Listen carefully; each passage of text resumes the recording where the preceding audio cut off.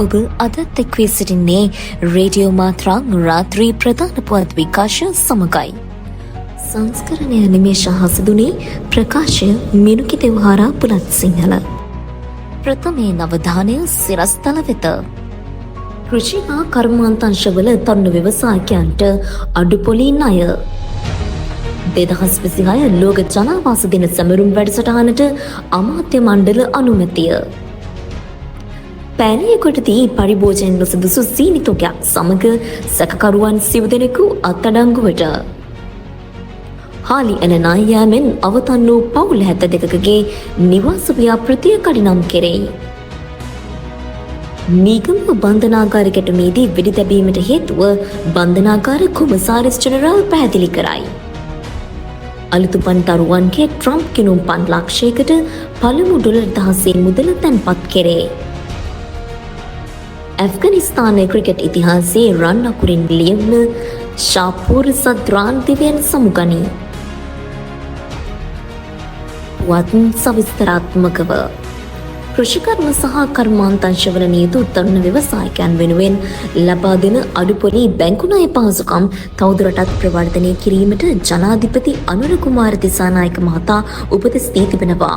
කෘෂිකර්ම පශු සම්පත් ඉඩම් සහ වාරිමාර්ග අමාත්‍යාංශයට අදාළව 2026 වසරේ වෙන් කෙරුණු අයවැය ප්‍රතිපාදන මත ක්‍රියාත්මක ව්‍යාපෘතිවල ප්‍රගතිය සමාලෝචනය සහ 2027 අයවැය ප්‍රතිපාදන අවශ්‍යතාවය පිළිබඳ විශේෂ සාකච්ඡාවක් ජනාධිපති කාර්යාලයේදී පැවැත්වුණා.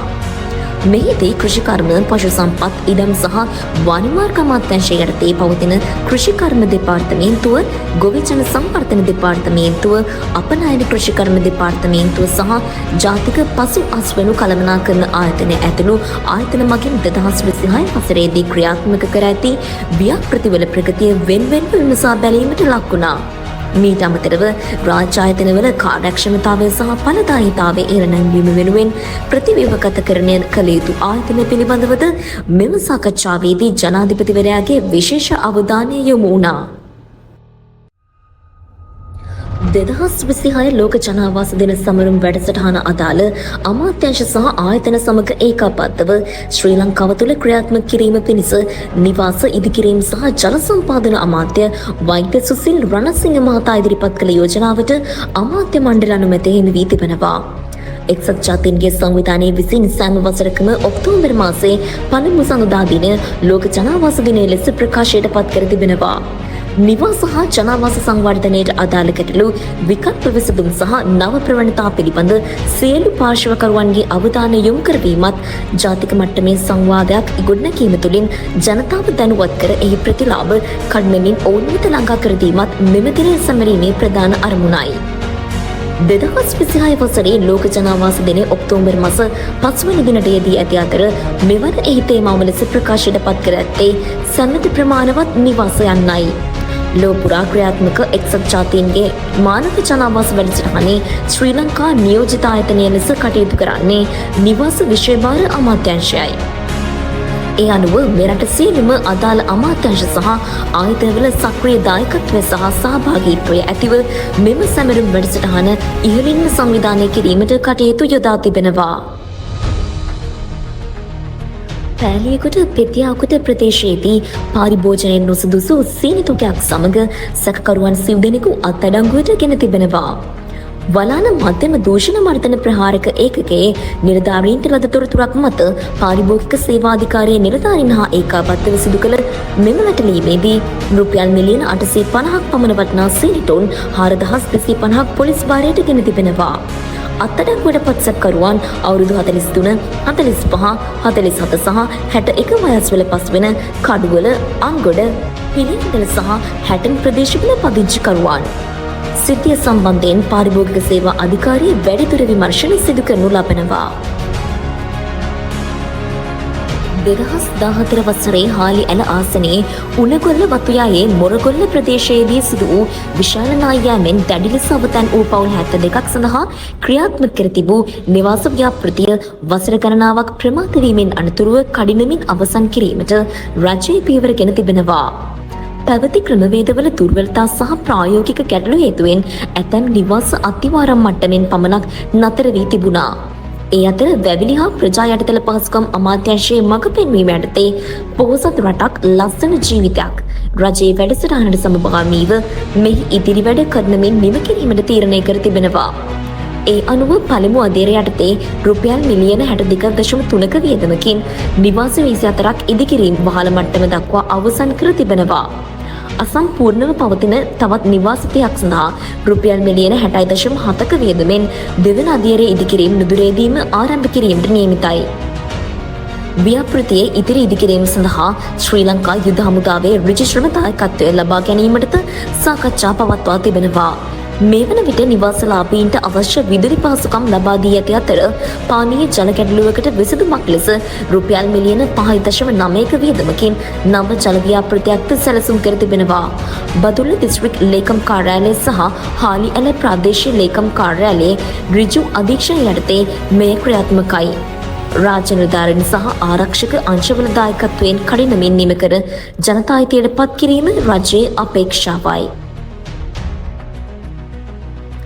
මීගමුව බන්ධනාගාරයේ රැඳවියන් දෙපිරිසක් අතර ඇති වූ ප්‍රචණ්ඩ ගැටුම පාලනය කිරීමට ආරක්ෂක අංශ විසින් වෙඩිතැබීමට සිදු වූ හේතුව බන්ධනාගාර කොමසාරිස් ජෙනරාල් ප්‍රසාද් හේමන්ත කුමාර මහතා රජයේ ප්‍රවෘත්ති දෙපාර්තමේන්තුවේ පැවති මාධ්‍ය හමුවකදී පැහැදිලි කළා.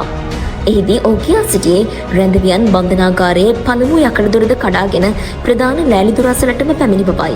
එම අවස්ථාවේදී බන්ධනාගාර නිලධාරීන් රැසක් රැඳවියන් අතර කොටු වී පහර දීම් වලට ලක් වෙමින් සිටි අතර රැඳවියන් ලෑලි දොරද කඩාගෙන එළියට පැමිණ පලා ගියේ නම් සිදුවිය හැකි විනාශය තක්සේරු කළ නොහැකි මට්ටමක තිබූ බව හෙතෙම පෙන්වා දුන්නා. ඒ අනුව ඇතුළත හිර වී සිටි නිලධාරීන්ගේ ජීවිත ආරක්ෂා කිරීම සහ රැඳවියන් පලා යාම වැළැක්වීම සඳහා ගත හැකිව තිබූ එකම සහ අවසන් පියවර ලෙස නිලධාරීන්ට ලෑලි දොර දෙසින් වෙඩි තැබීමට සිදු බව කොමසාරිස් ජෙනරාල්වරයා වැඩිදුරටත් සඳහන් කළා. දැන් විදෙස් පුවතක්. අලුතුපන් ඇමරිකානු දරුවන් වෙනුවෙන් රජය හඳුන්වා දුන් ට්‍රම්ප් කිනුම් 5 ලක්ෂයකට අධික සංඛ්‍යාවක් සඳහා පළමු ඇමරිකානු ඩොලර් 1000ක මුදල තැන්පත් කර ඇති බව ජනාධිපති ඩොනල්ඩ් ට්‍රම්ප් ප්‍රකාශ කර තිබෙනවා. 2025 සහ 2028 වසරවල උපදින ඇමරිකානු දරුවන් ඉලක්ක කර ගනිමින් මෙය නිර්මාණය කර තිබෙනවා. මෙහි අරමුණ කුඩා අවධියේ සිටම කොටස් වෙළඳපොළ ආයෝජන මගින් ධනය උපයා ගැනීම සඳහා ඇමරිකානු පුරවැසියන් දිරිමත් කිරීම සහ දරුවන්ගේ මූල්‍ය සාක්ෂරතාවය වර්ධනය කිරීම බව දවන මන්දිරයේ සිට විශේෂ ප්‍රකාශයක් කරමින් ජනාධිපතිවරයා කියා සිටියා. ඉතිරි අතුරු මැතිවරණය සඳහා ජීවන වියදම් අර්බුදය ප්‍රධාන මාතෘකාවක් වී ඇති පසුබිමක මෙම නව වැඩසටහන ආරම්භ කිරීම විශේෂත්වයක්. කෙසේ වුවද අඩු ආදායම්ලාභී පවුල්වලට මෙයට අමතර දායකත්වයක් සැපීමට නොහැකි වීම හේතුවෙන් පූර්ණ ප්‍රතිලාභ ලබා ගැනීමට ඔවුන්ට අපහසු වනු ඇතැයි විවේචකයන් මත පළ කර තිබෙනවා. දැන් ක්‍රීඩා පුවතක්. බිකු කලක් තිස්සේ පැවති අසනීප තත්ත්ව හේතුවෙන් හිටපු ඇෆ්ගනිස්තාන ප්‍රමුඛ වේග පන්දු යවන ක්‍රීඩක ශාපූර් සත්රාන් අභාව ප්‍රාප්ත වී තිබෙනවා. මේ යන විට 38 වැනි වියෙහි පසු වූ ඔහු දරුණු ප්‍රතිශක්තිකරණ පද්ධති ආශ්‍රිත රෝගයකින් පෙළෙමින් ඉන්දියාවේ දිල්ලි නුවර රෝහලක දැඩි සත්කාරයකගේ ප්‍රතිකාර ලබමින් සිටියේදී මෙලෙස ජීවිතක්ෂයට පත්ව තිබෙනවා. දශකයකට වැඩි කාලයක් ඇෆ්ගනිස්තාන ජාතික කණ්ඩායම නියෝජනය කරමින් එරට වේගපන්දු බලෑනිය මෙහි වූ ඔහු 2015 ලෝක කුසලාන තරගාවලියේ ස්කොට්ලන්තයට එරෙහිව ඇෆ්ගනිස්තානයේ ලැබූ ඓතිහාසික පළමු ලෝක කුසලාන ජයග්‍රහණයේ ජයග්‍රාහී ලකුණු රැස් කළ ක්‍රීඩකයාද වෙයි. 2025 වසරේ ජනවාරි මාසයේදී ජාත්‍යන්තර ක්‍රිකට් පිටියෙන් නිල වශයෙන් විශ්‍රාමගත් සද්වාන්ගේ අභාවය වෙනුවෙන් ඇෆ්ගනිස්තානයේ ක්‍රිකට් පාලක මණ්ඩලය විශේෂ ශෝක ප්‍රකාශයක් නිකුත් කර තිබෙනවා. ඇෆ්ගන් ක්‍රිකට් ක්‍රීඩාව අද පවතින ජාත්‍යන්තර මට්ටමට ඔසවා තැබීමට ඔහු දැක්වූ දේශප්‍රේමී දායකත්වය සහ දක්ෂතා එරට ක්‍රිකට් ඉතිහාසය තුළ සැමදා නොනැකී පවතුන ඇති බවට එහි වැඩිදුරටත් සඳහන් කර තිබෙනවා. රේඩියෝ මාත්‍රා රාත්‍රී ප්‍රධාන පුවත් විකාශය අවසානයි. ඔබ සමට සුබ රාත්‍රියක්.